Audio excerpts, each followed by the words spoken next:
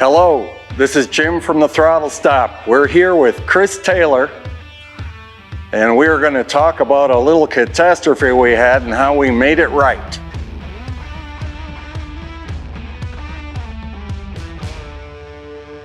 So, you spent a couple of years putting an SB4 in this Impala look-alike. Yep. And it was wonderful while it lasted. It was. So when you got the phone call from us that we blew the motor up, what were your thoughts? Well, I was on the phone with another vendor that actually sold you the motor, and I remember thinking to myself, man, I wish they would have just waited. But I was super bummed when it blew up. Because what do? You know, it's a one of one. You know, you can barely get parts. I knew it wasn't going to be a good time. But. Yeah.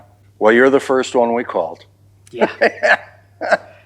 So Pontiac Mike and I were out driving, and that 6-speed had just been put in. We converted it from the 4-speed automatic, and we had just done an oil change, and we went out on the road, and at about 7,200 RPM in second gear, it just let loose and dumped all the oil.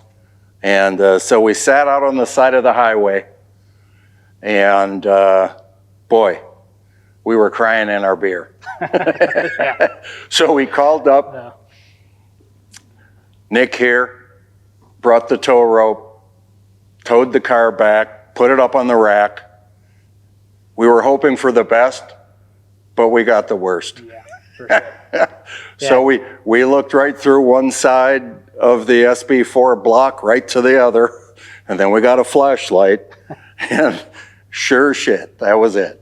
Yeah. So at any rate, so after we licked our wounds for a while, you had come up with some suggestions for what we could do.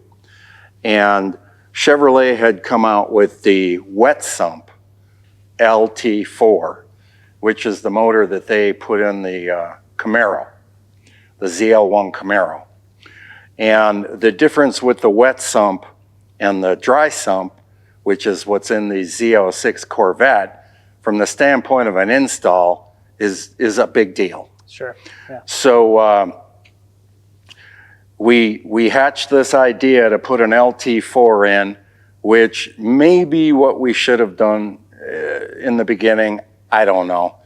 The sound of that SB4 was just incredible.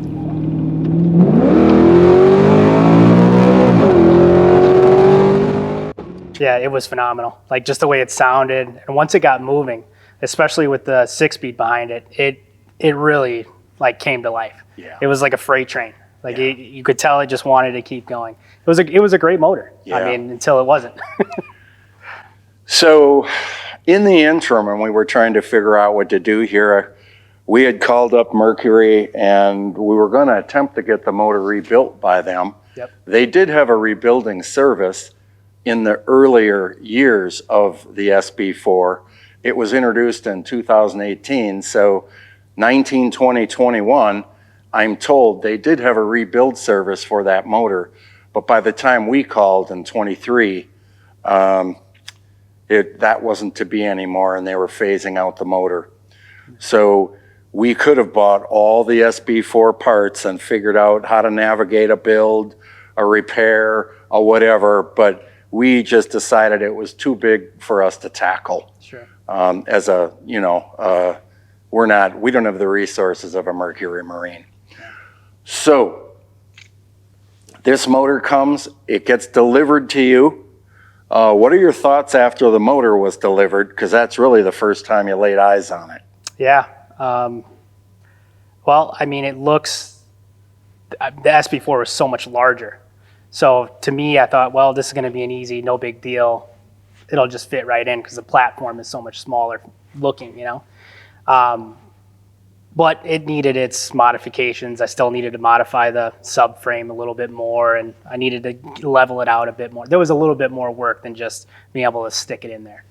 But when I first saw it, you know, what really struck me is when I started reading all the literature and everything and about the wiring and all that stuff, I just thought it was super convenient how like they basically, you wire up a few wires and you can get this thing running. Like it's just well thought out. Like everything put together is well thought out. Like the whole package is pretty decent. Like this fuse box is basically controls everything. The ECU, I hit it underneath the dash, but it was all pretty straightforward for that part. What wasn't straightforward in your ordeal is that the pulley assemblies, the AC, the alternator, and all that stuff needed to be swapped from side to side. So we had to go with an aftermarket company to swap everything where it needed to be to locate, you know? Mm-hmm. Other than that, it was relatively straightforward. Well, clearly now, after we have it in and probably got 2,000 miles on this now, the drivability of this is very different from the SB4. It's got much more torque. Yeah. And the torque is much lower in the RPM range. And the weight of this car and the torque and the pulling power of this motor makes this motor actually a much better match for this car. The SB4 at about 5,000 RPM, the front of the car just starts to lift up. Yeah. And then, you know, it goes right into 8,000 plus RPM. And at that point, you're like, whoa, this is the motor for this car.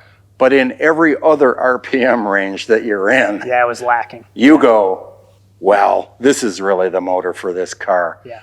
So, you know, I guess in hindsight, they're just two different animals. Sure. This is way more driver-friendly, everyday, useful. Yep.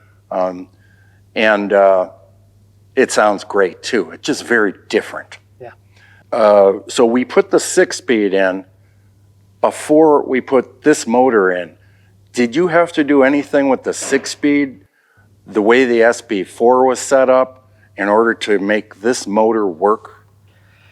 Not really. I had to deal with, like, we did a different bell housing.